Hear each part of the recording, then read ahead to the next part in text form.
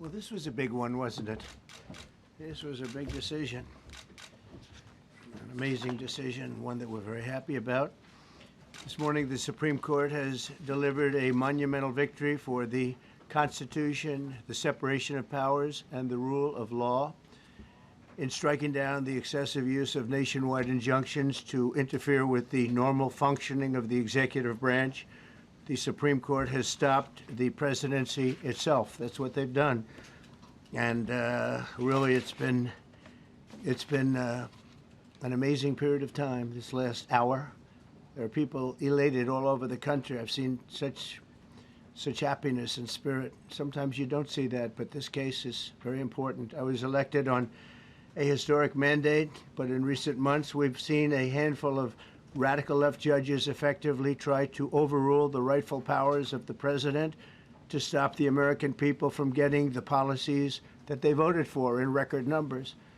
It was a grave threat to democracy, frankly, and instead of merely ruling on the immediate cases before them, these judges have attempted to dictate the law for the entire nation. In practice, this meant that if any one of the nearly 700 federal judges disagreed with the policy of a duly elected president of the United States, he or she could block that policy from going into effect or at least delay it for many years, tie it up in the court system.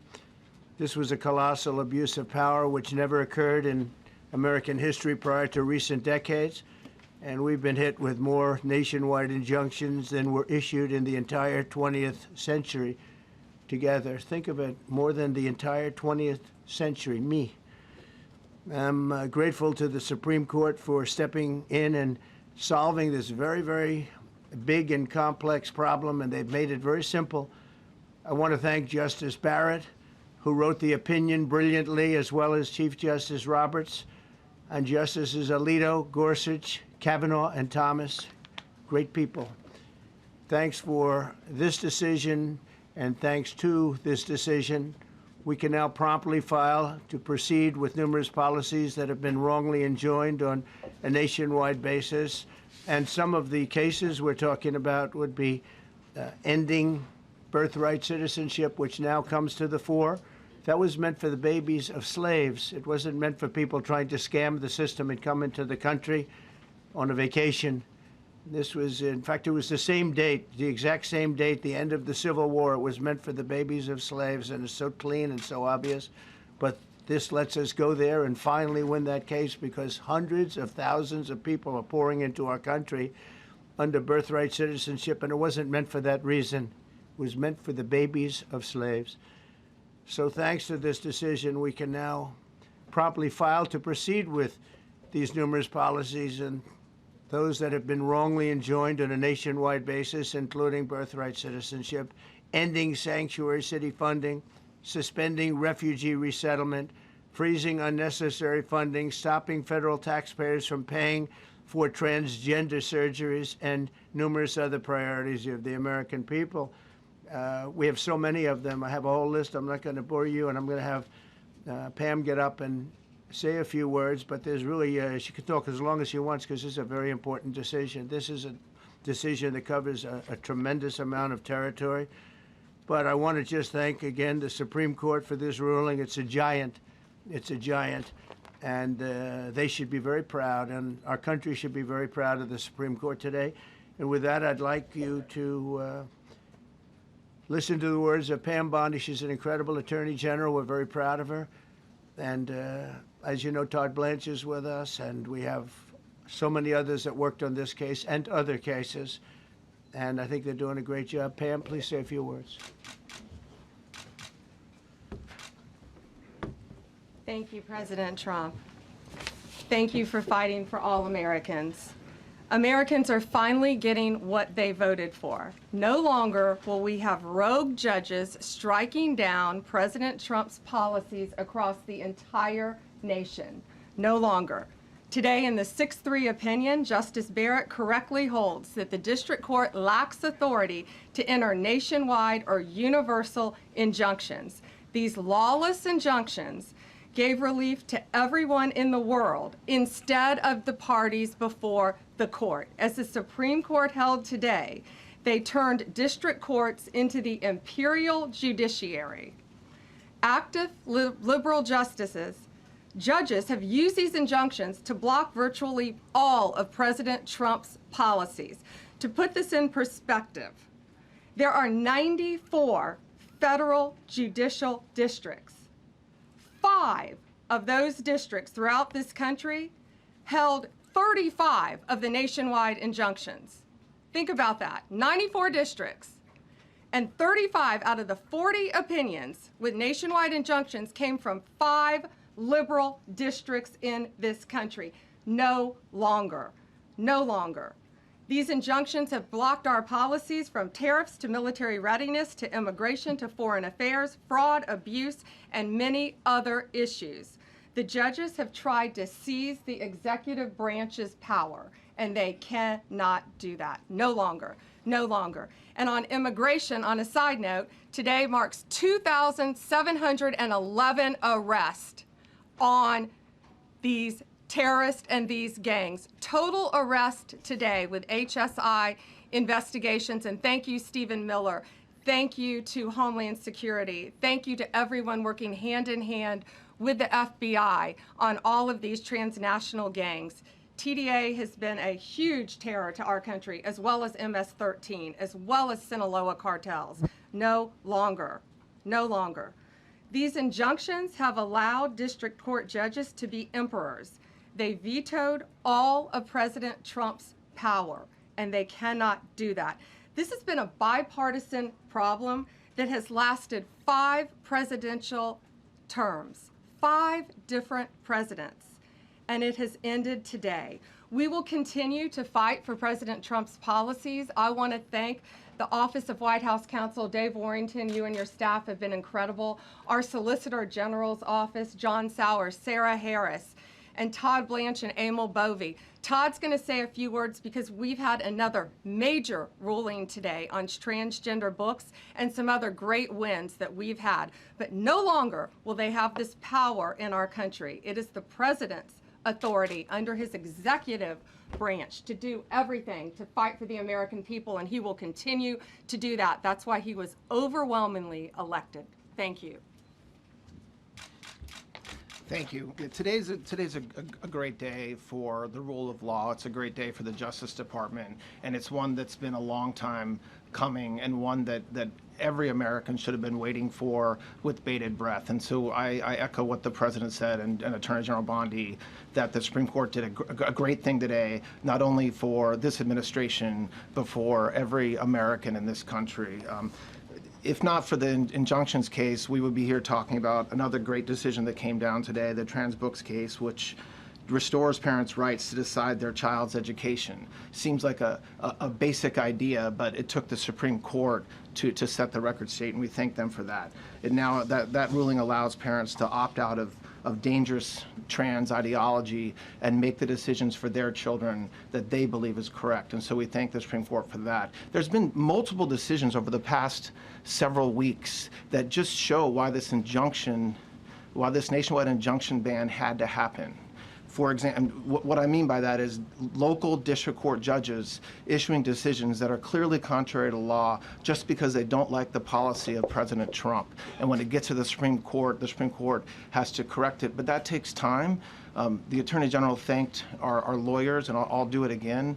Our lawyers are working 24 hours a day, 7 days a week to fight these injunctions and to emergency appeals, emergency stays, going back to the district court judge, asking them to change their view. And so their hard work is really paying off today, but over the past few weeks. We had a stay of an order that prevented DHS from moving aliens to a third country. We had a stay of an order that stopped the Department of Defense from implementing military readiness, the EO that President Trump signed. We had another stay of an order forcing reinstatement of fired executive branch employees entirely within the President and Article 2, his right to do. We had a stay of, as you all know, of numerous DOJ cases. And again, every one of those stays requires a tremendous amount of work and effort by the lawyers and parties involved, and they should be doing other work. They should be doing the work that the President and this administration demands and has a right to demand, and not fighting these local judges who don't make decisions based on the law. They make decisions because they just simply don't agree with the administration's decision about a policy, and that's wrong. Thank you. Any questions? Yes, for Pam, please. Go ahead. Sure. Thank you, Madam Attorney General. So as you know, the Supreme Court did not rule on the underlying constitutionality of the President's birthright citizenship order. So what is the plan now? Are you going to try to implement the EO just in states where there isn't a legal challenge? Yes, so birthright citizenship will be decided in October in the next session by the Supreme Court, unless it comes down in the next few minutes. I guess it could come down. I think they're still deliberating right now on some cases. As you heard, we just got transgender books, which is a huge win. But most likely, that will be decided in October in the next session. However, it indirectly impacts us because, as you correctly pointed out, if there's a birthright citizenship case in Oregon, it will only affect the plaintiff in Oregon, not the entire country. So yes, it's indirectly, but that's pending litigation, and we're waiting on that in the next term. And how concerned are you that the Supreme Court will come back and determine that the executive order is unconstitutional? Oh, we're very confident in the Supreme Court. But again, it's pending litigation, and that will directly be determined in October, but it indirectly impacts every case in this country, and we're thrilled with their decision today. Peter. Madam Attorney General, thank you for being here to take our questions. A couple questions to the both of you. The EO had a 30-day grace period before it goes into effect. Is there any thought about trying to make it effective immediately within that period of time? We're going to follow the law. We're going to make those decisions, and we're going to do what's right in the bounds of the law. And then the DOJ didn't ask the justices to rule on the merits of the birthright citizenship ban. Just for explanation purposes, why? Sure, because that's going to come down in October in the separate. This was huge because it's indirectly impacted today. As I said, it's case by case. Let me reiterate, of the 35 of the 40 nationwide injunctions filed against this president, against his executive authority as President of the United States, 35 of them came from Maryland, D.C., Massachusetts, California, Washington. I mean, that's crazy. These 5 districts. So yes, it indirectly impacts us. It will be a separate decision in October. Next question. Thank you, Mr. President. A question for you, sir. Do you believe this ends the power of the lower court judges to stop your agenda? Do you see this as a full green light for your agenda going forward? Well, you'd have to really speak to the lawyers about that. But this is really also a decision based on common sense. It didn't work the other way. It was a disaster where somebody from a certain location in a very liberal state or a liberal judge or a liberal group of judges could tie up a whole country for years because their decision would sometimes take years to overturn. We've overturned many of the decisions, but it would take years to do it. And we have to act quickly when it comes to illegal immigration. We have murderers, killers, we have drug dealers, we have what they've allowed to come into our country. Should never be forgotten. It should never be forgotten what they've done to our country. And we have to be able to act very quickly, and we're going to do that. Thank you. And Justice Amy Coney Barrett, sir, I know that you praised her and her opinion here in this case. She has taken some heat, though, from some of your supporters who have labeled her weak, a squishy, a rattled law professor. What is your take on that? I don't know about that. I just have great respect for her. I always have. And her decision was brilliantly written today.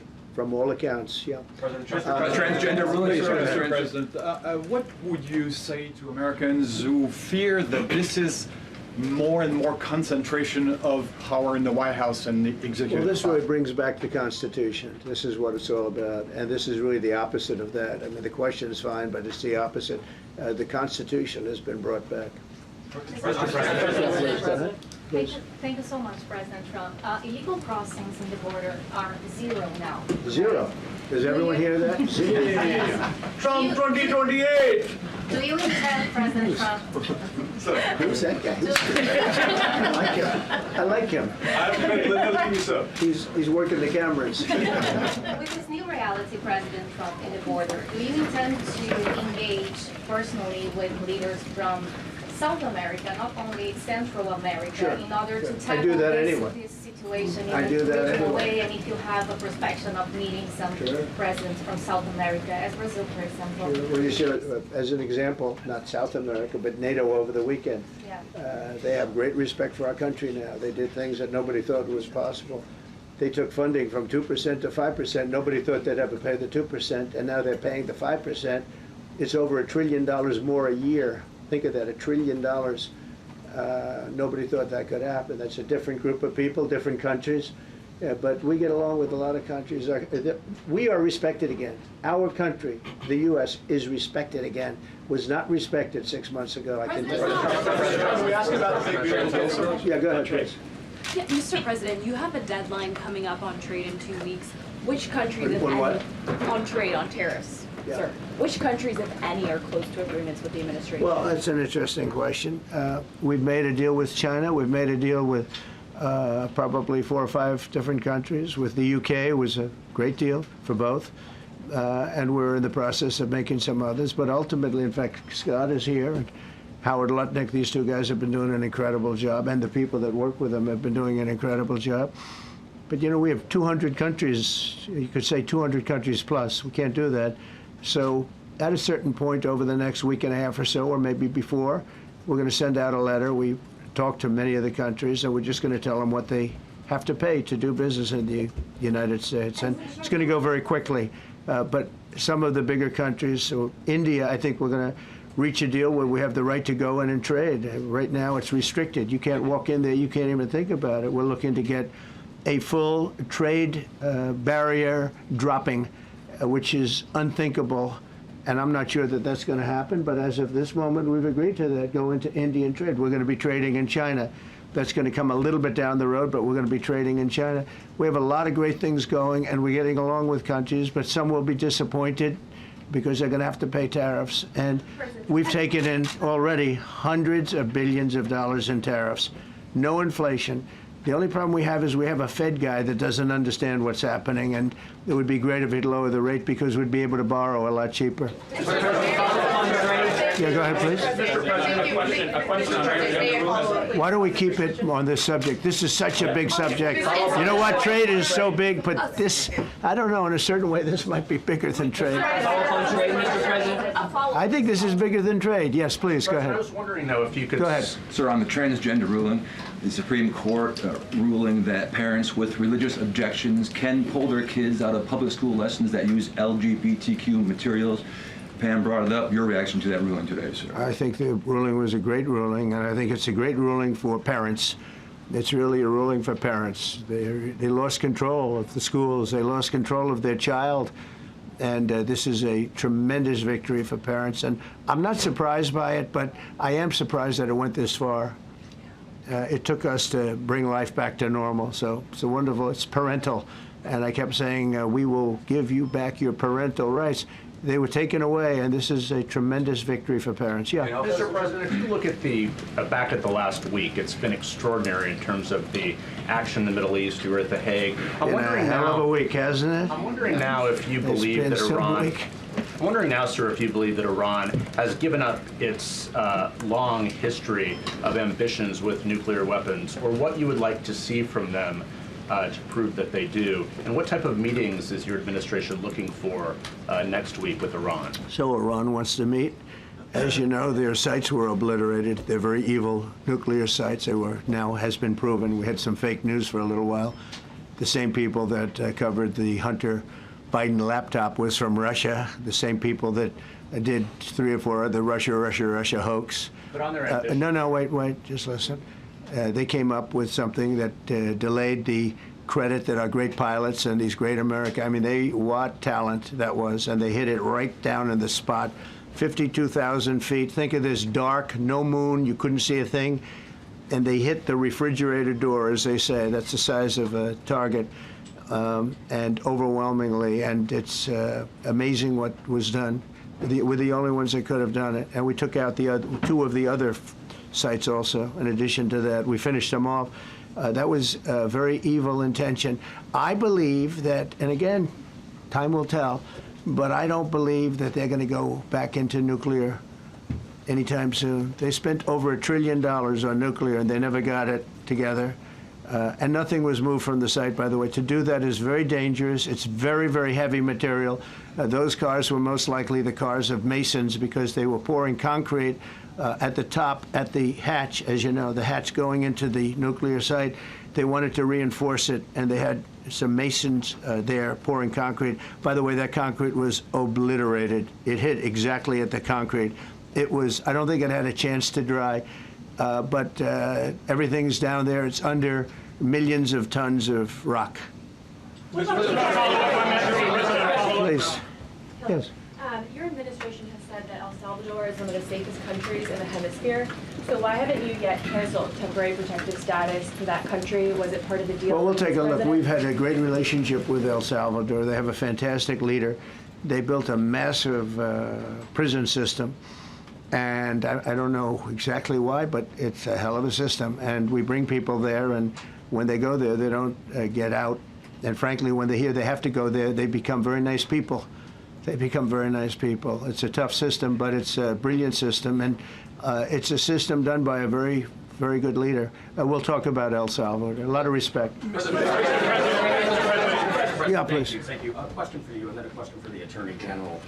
As you go into negotiations and talks with Iran, are you demanding not only that there would be no uranium production inside of Iran, but also that Iran would turn over all existing stockpiles of uranium? Well, you know, we're a little early for that, but something like that, yeah, we'll do something like that. Let me say that I've been saying for 25 years, even as a civilian, you cannot let them have a nuclear weapon, and that's what happened. It's been obliterated. It would be years before they could ever get going, and I really think it's probably the last thing. They have to recover from a hell of a tough war. Would you also be demanding that the IAEA have full rights to inspect in Iran? Or somebody, yeah, or somebody that we respect, and then including ourselves. And a question for both the President and the Attorney General. Under birthright citizenship, if this is implemented, who would be tasked with actually vetting citizenship?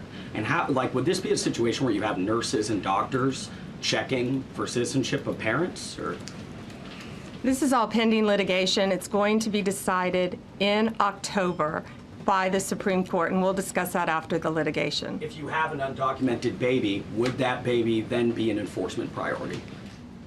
The violent criminals in our country are the priority now. Let me put it in perspective. Today marked the 2,711th arrest in our country of TDA members, just TDA. Everyone in this room agrees they are one of the most violent criminal organizations in the world. And the Biden administration let them walk into our country for the last 4 years.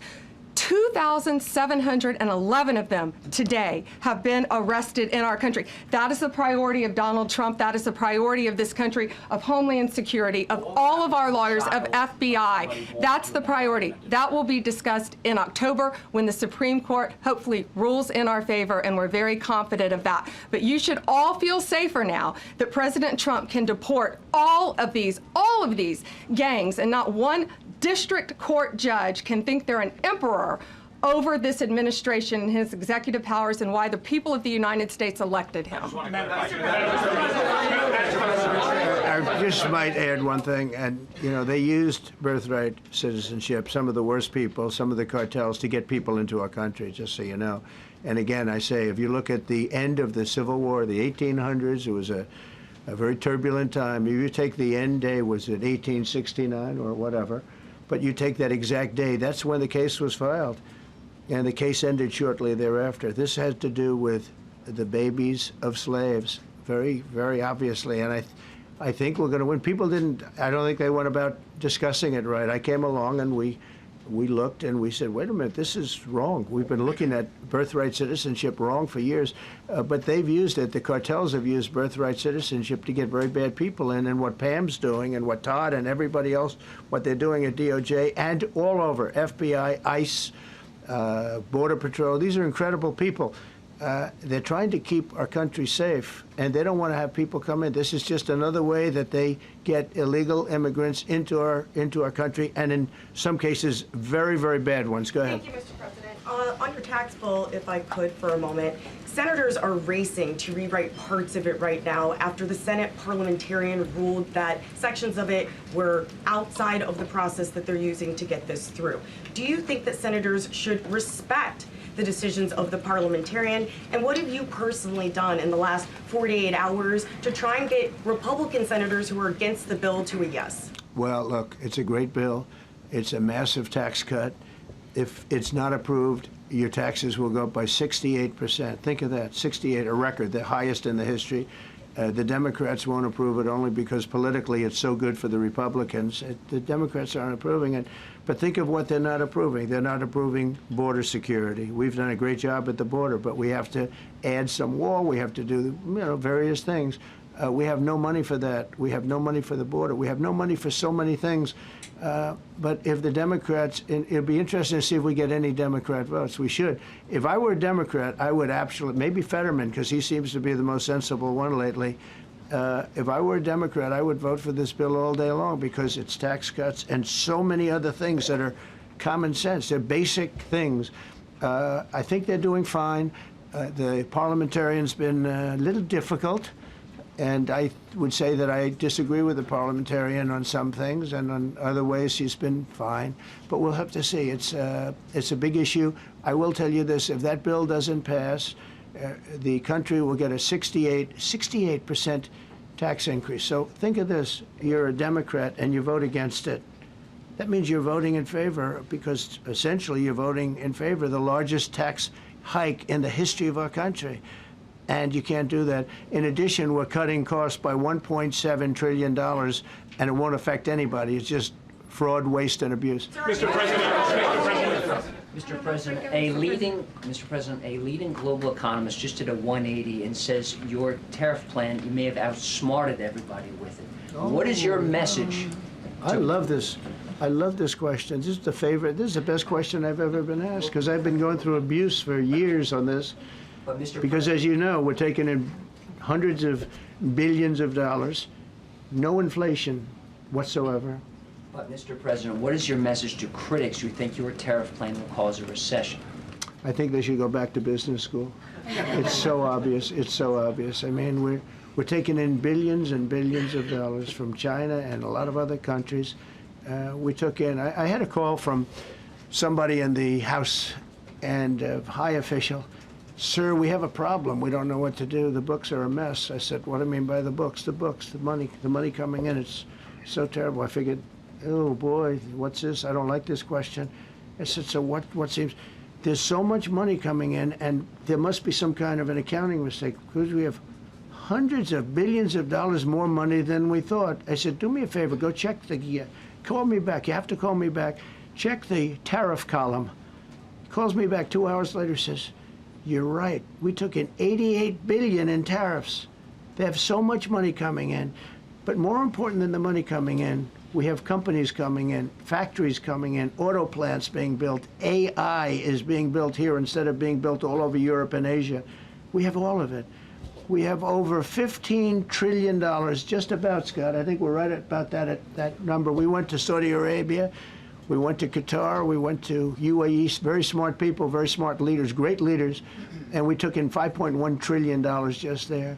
Without the tariffs, I mean, they also liked a thing called November 5th, November 6th, and November 7th. That was a very good little period of time. It's called the presidential election. You know, you used to have one-day election, now you have it go over it, but even if you just took that little period, because it was pretty obvious it was going to be a landslide, and they like that, but they love the tariffs. I had Texas Instruments come in the other day, big company, and he said, we're putting in $60 billion into new plants and new equipment, new everything. Sir, you're going to keep the tariffs, aren't you? Because if I ever took the tariffs off, and we are going to absolutely keep it. And they're worried that somebody that, like this communist from New York, someday gets elected. I can't believe that's happening. That's a terrible thing for our country, by the way. He's a communist.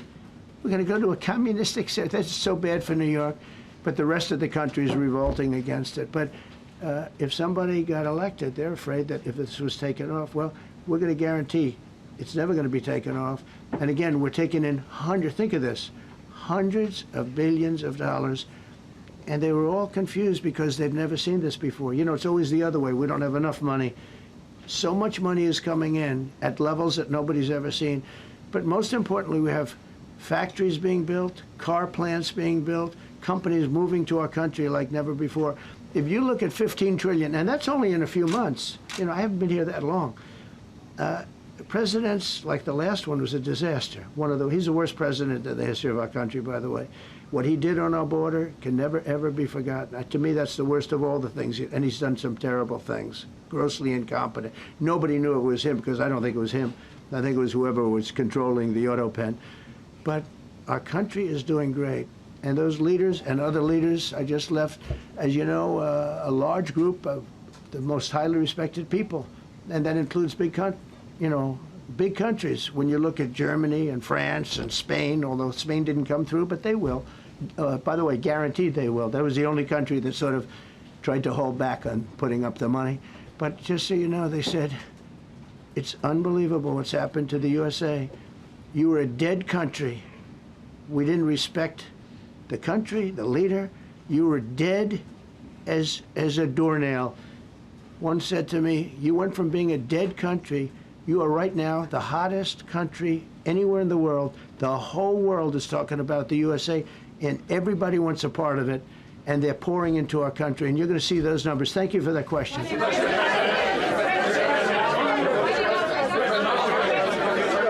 Yeah, go ahead, please. Thank you, Mr. President. I have a question about trade. Secretary Bessent has said that he hopes tariff deals with major partners will be done by Labor Day. So if some deals are not done by your July 9th deadline, will some countries' tariffs go back up, or will they stay where they are now? Well, there are some countries that are used to ripping us off, to be honest with you. And I don't want to name them, but you sort of can name them. And they're so used to just, taking it billions and billions of, look, we had a trade deficit of more than $1 trillion. Think of a trillion, a trade deficit.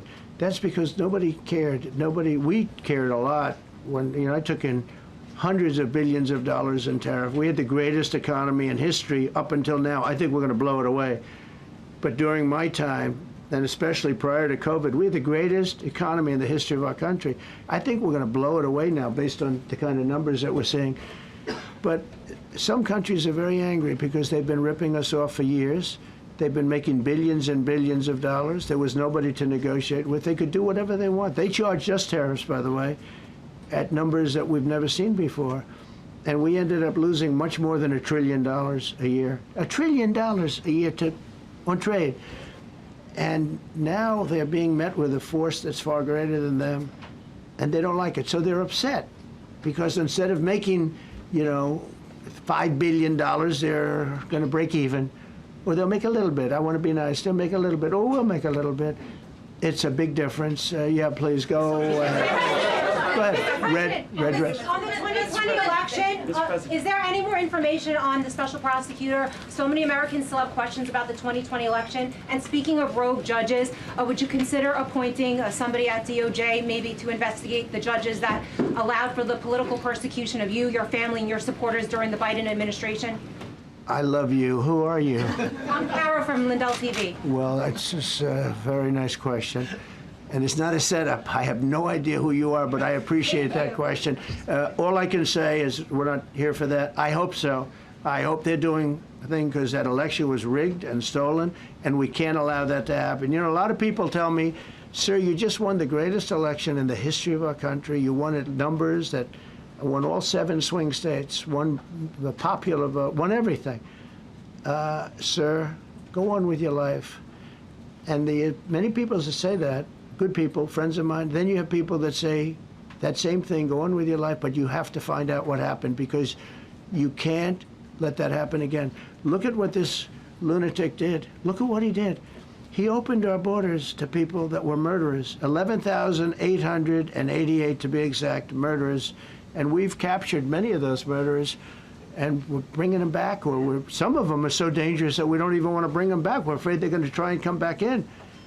But he allowed people to come into this country, people from mental institutions, insane asylums, that's a mental institution on steroids, people from mental institutions, gang members, drug dealers, people, jails, being emptied out into our country. Venezuela emptied out almost its entire prison population into our country. But I don't want to blame them. Many countries have done that. The Congo, we have a great press conference coming up later, and it's the Congo and Rwanda. They were fighting for years and it was machetes, it was vicious, it was as vicious, people's heads being chopped off. And I have a man who's very good in that part of the world, very smart, and put them together, and we're signing a peace treaty today. First time in many years they're going to have peace, and it's a big deal. You know, we talk about Russia, and we're working that one. President Putin called up and he said, I'd love to help you with Iran. I said, do me a favor, I'll handle Iran. Help me with Russia. We got to get that one settled. And I think something's going to happen there. But we did some great work. India and Pakistan. That was going to be maybe nuclear. We did that. We did a lot of work. I don't know if there's ever been a president that's done much more. Serbia, Kosovo was going to go at it. Going to be a big war. I said, you go at it. There's no trade with the United States. They said, well, maybe we won't go at it. That's what happened with India and Pakistan. I was negotiating with both of them, and I said to Scott, I said to Howard, cancel all deals with India and Pakistan. They're not trading with us because they're in a war. They called back, what do we do? I said, look, you want to have trade with the United States, it's great. But you want to go and start using nuclear weapons on each other? We're not going to allow that. And they both agreed. Both have great leaders. They both agreed not to do it. So we did a lot, but I appreciate that question.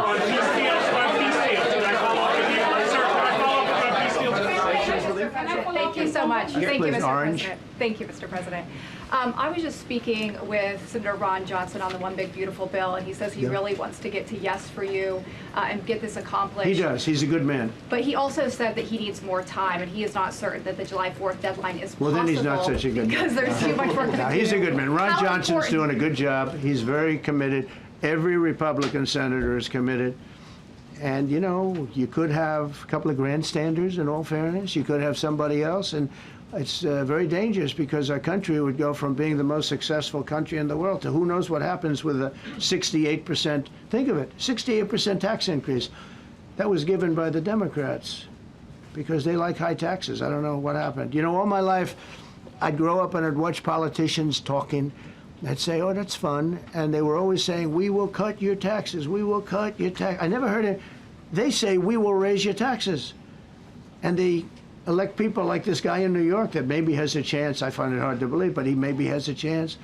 They want to raise your taxes. So they want to see a 68% tax increase. That's more money than anybody could afford. You'd go into a depression if that ever happened. So I think there's a lot of pressure to get that approved. How important is the July 4th deadline to you? If It's important. It's not the end all. August? It can go longer, but we'd like to get it done by that time, if possible. And look, we have a lot of very committed people, and they feel very strongly about a subject, subjects that you're not even thinking about that are important to Republicans. The problem we have is that it's a great bill. It's a popular bill, but we'll get no Democrats only because they don't want to vote for Trump. If that bill was their bill, oh, they would be so happy. It's so great for our military.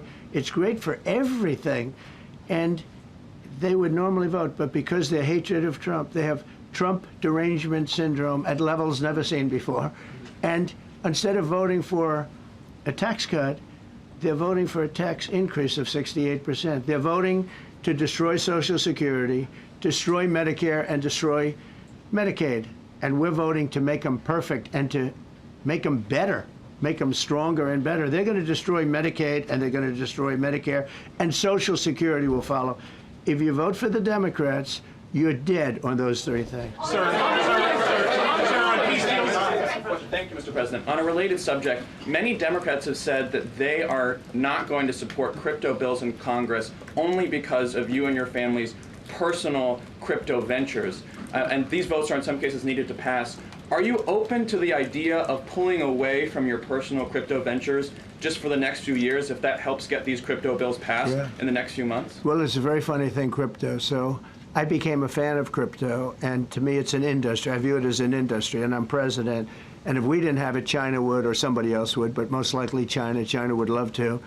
And we've dominated that industry. It's a big industry, by the way. In fact, when the stock market went down recently, crypto and Bitcoin and all of that went down much less than anybody else as a group.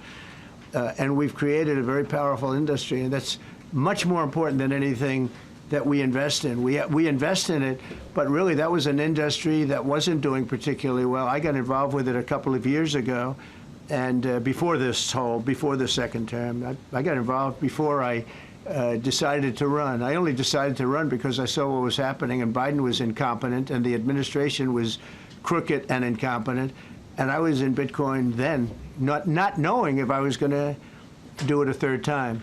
So it's become amazing. I mean, it's the jobs that it produces, and I notice more and more you pay in Bitcoin. I mean, people are saying it takes a lot of pressure off the dollar, and it's a great thing for our country. So I don't care about investing. You know, I have kids, and they invest in different things. They do believe in it. But I'm president, and what I did do there is build an industry that's very important. And you know, if we didn't have it, China would. Okay. Sir, Mr. President, go ahead. With the glasses, gentlemen, go ahead, please. Go ahead. Thank you, Mr. President. So, are you going to cut funds in the sanctuary states, like for instance California, that keep supporting illegal immigration, and then these people work under Yeah, we're the giving them a table? hard time. And also, in a foreign policy I question. mean, they don't have a governor in California. They have a man that wants to give away everything to people that nobody's seen before. If we didn't go into Los Angeles with the military, which did a fantastic job, but if we didn't go into Los Angeles bringing in the National Guard, I would have brought the military if it was necessary, because you have to. We have the right to. That was another thing upheld by the Supreme Court. But if we didn't go in with the National Guard and be strong and tough, you wouldn't maybe have Los Angeles. It would be like the rest of California, the rest of Los Angeles. They lost 25,000 houses in a fire. They should have lost none.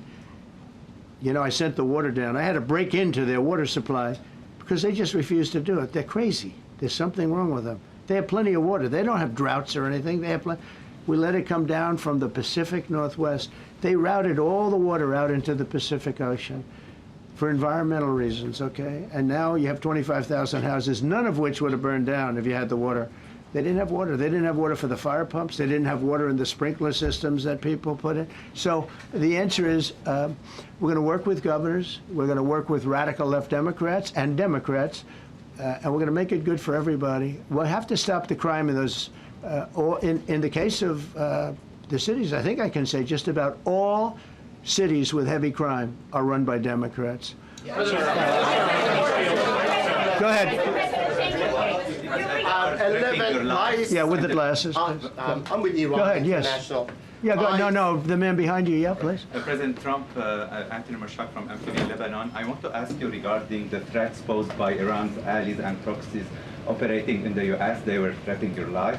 So what do you say about that? And regarding the Lebanon, because Hezbollah is as well part of Iran's allies, is there any time frame in Lebanon regarding disarming Hezbollah in Lebanon? Yeah, Lebanon is a great place with brilliant people. You know, it was known for the professors and doctors and had an incredible history, and hopefully we can bring it back again. I just appointed a friend of mine who's Lebanese, and I didn't know he was Lebanese. I've known him for 20 years, very, very successful man. And I just appointed him. And I said, why would you want that? He said, because I was born there, I was raised there, I love it. I love it so much. I said, you know, it's very dangerous going to Lebanon as ambassador. And he said, that's what they say, but I don't care about danger. I mean, this is a guy that is just a very big business guy. He wants to give up his whole life to go to Lebanon because he believes in it so much. We're with Lebanon all the way. We'll try and straighten it out.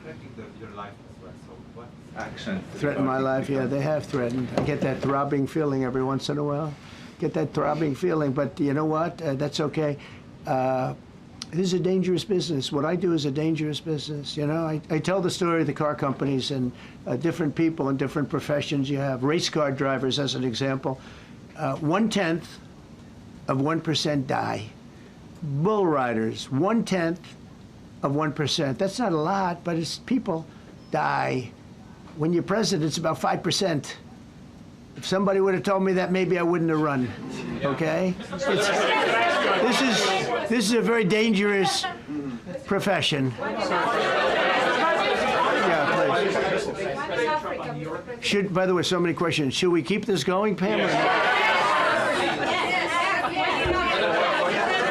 This is the opposite of Biden. Biden would take a half a question and he'd leave without answering it. Go ahead. On Iran, You tell me when it gets boring, okay? if Iran, Are you from Iran? no, I'm not from Iran. I'm from the UK. But if the intelligence reports conclude that Iran can enrich uranium to a level that concerns you, Yeah. would you consider bombing the country Sure, again? without question, absolutely. Have you had any Turned out to conversations? be unbelievable. But, you know, our incredible flyers and I call them the shots, these guys are unbelievable. Think, from 52,000 feet, they hit the equivalent of a refrigerator door. They actually hit it right in the center, so it's much smaller than that. And just bomb after bomb going deeper, deeper, blowing up.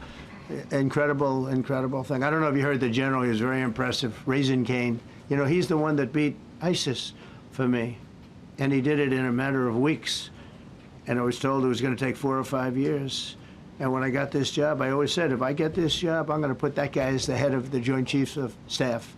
And Dan Kane, and he, when I heard his name was Raisin, his nickname is Raisin, Raisin Cane. I said, you got to be kidding. So I liked him right from the beginning. But he knocked out ISIS in a time that nobody ever thought possible. And when this attack was completed and so successful, I said, now I know how you knocked out ISIS so quickly. But we have the best people, we have the best equipment in the world. You know, I rebuilt the military during my 4 years, during my other term. We have the best equipment in the world. The problem is we gave away, you know, a lot of it, but small relatively speaking. We gave a lot of it away to Afghanistan. Shouldn't have happened. That just shows how incompetent they were. They gave all that equipment away, billions and billions of dollars worth. Shouldn't have happened, but that was small compared to what we have. Now we have a great military with great people. Okay. Yeah, please. Mr. President, congratulations. A couple of very different questions. One is Rwanda, 1994. As you grew up in New York, we all knew how horrific those attacks were.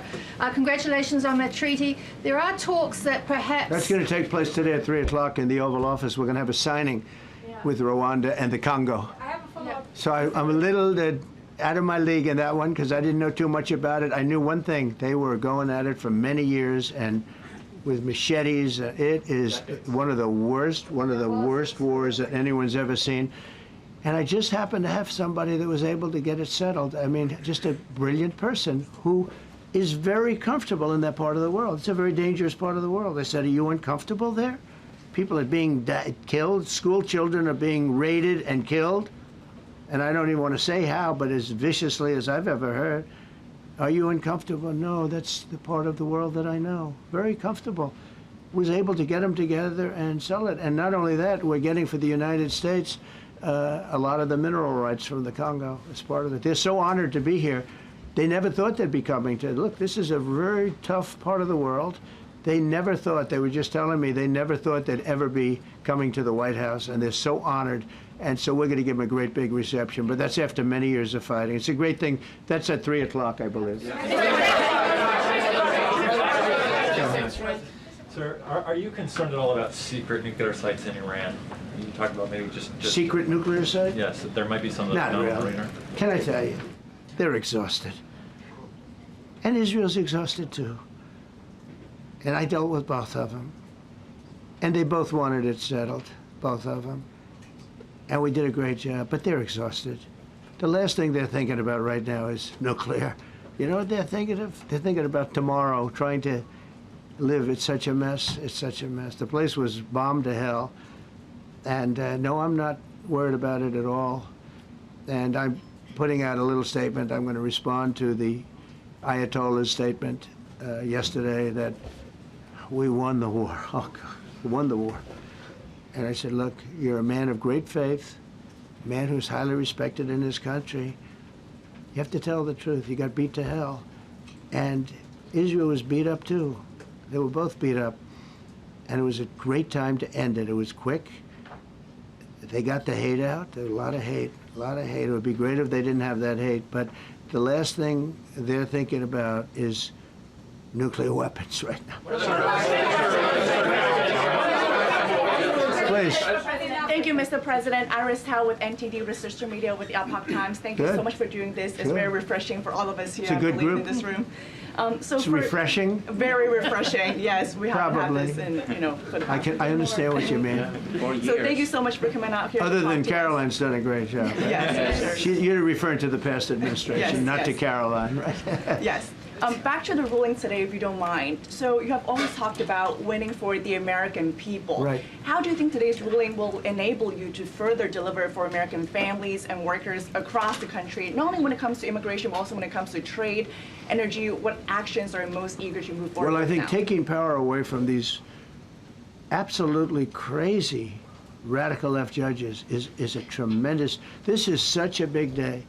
This is such a big day. It's like, it's sort of sad because we're doing the signing at 3 o'clock, and this may very well dominate the signing of a big war that was going on and really affecting the continent of, think of it, the entire continent of Africa was being affected. And we're settling that war today, and this will probably be a headline. But this is a very big moment, and it gives power back to people that should have it, including Congress, including the presidency. And it only takes bad power away from judges. It really doesn't take power. It takes bad power, sick power, and unfair power. And it's really going to be, this is a very monumental decision. Yeah, please. Yeah, Mr. President, thank you very much. On July 9th, is that July 9th date set for tariffs to snap No. back? Or could there be a... We can do whatever we want. We could extend it. We could make it shorter. I'd like to make it shorter. I'd like to just send letters out to everybody. Congratulations, you're paying 25%. He doesn't want. He's a much nicer person than I am. Go ahead. Did you finish it up? Who are you considering for the Federal Reserve then? And are you speeding up that process? I see Secretary... Oh, he's terrible. He's terrible. I mean, I have a list of things. We're like 38 on the list. We pay, Cameroon and different places are paying the same as us. Because, you have somebody sets their rate at 4% or 4.5%. It's hard to go out and say we should be paying 1% when you have your so-called experts doing that. And the sad part is, as per the question that you asked about tariffs, we've had the tariffs and we have less inflation than we had before. What we have is a hell of a lot more money, a hell of a lot more income, and we shouldn't be paying a rate like that. In other words, when we pay a rate, I'll tell you, each point is the equivalent of $300 billion. So if we had it down 3 points, because I think we should be at 1, you have Switzerland is at 0.25. In other words, 25% of 1%. And they're the number 1 right now. But we should be the number 1. And soon you're going to have, I think, you're going to have where the people will pay will pay, like we had a few years ago, where you put up money, you loan money, and I mean, you actually, instead of paying, you get paid. I love that. I don't know if it's any good, but I love it, where you put up money and you get paid. But we should be in a category, so we should be at the top of the list, not toward the bottom of the list. But we have a man who's not a smart man, and he probably has Trump derangement syndrome. And he's just not a smart person. What he's doing, though, he's hurting us for years to come. Because if we borrow money at 2 points higher than we should be paying, that's $600 billion. Wouldn't you say those numbers are about right, Scott? So it's 2 points would be about 600, actually more than that, but about $600 billion, all because the guy doesn't want to lower the rates. He is doing the service, a very disservice, and then he goes up and talks about, I'd like to see costs come down. He gets up and he does his little thing for 5 minutes, and he goes out and he goes back to the beach. He goes, I'd like to see costs come down. Well, he could lower the interest cost by $900 billion a year. All he has to do is lower rates. And everybody's saying, I was watching some of the business shows today, and they're saying, Trump's right. He should really be cutting. The country's doing well. We have no inflation. Now, despite him, we're doing great. But if we got the rates down, we would be a rocket ship. So I think that'll be it. And I just want to thank everybody. This is a really big day. We've had a big week. We've had a big week. We've had a lot of victories this week. NATO was a tremendous victory. The war was a tremendous. Look, we were talking about this for 30 years, about Iran being nuclear. And all I said is it will not be nuclear, and it's not going to be nuclear. And You know, I want to give credit to a lot of people, and most importantly to our great military. Boy, they put out that fire. Once that happened, once those bombs got dropped, that war was over. That war was over. But I just want to compliment them. Incredible. The general and all of his generals. Pete Hegseth was great. They all. And now I want to compliment Pam. A lot of genius went into this. You know, people, if you don't say it exactly right, if the Supreme Court doesn't get it because it's incorrectly spoken about, and that happens. A lot of cases are lost because they don't say the right words. But I want to correct. She's going to go down as a great attorney general. I may change my mind about that. I don't know. Maybe someday I'll have call and say I was only kidding. She's going to go down as a great attorney general. This was a tremendous win, and we've had tremendous wins, but this was a tremendous win today. So I just want to congratulate you and Todd and your whole staff. Very brilliant people, and we can't forget John Sauer. That's right. Who is with. There's a medical emergency within his family, so he's taking care of that, and we said absolutely. So I just want to thank everybody very much. Thank you. Mr. Jeff Bezos on his wedding weekend. Thank you, Mr. President. Thank you, sir.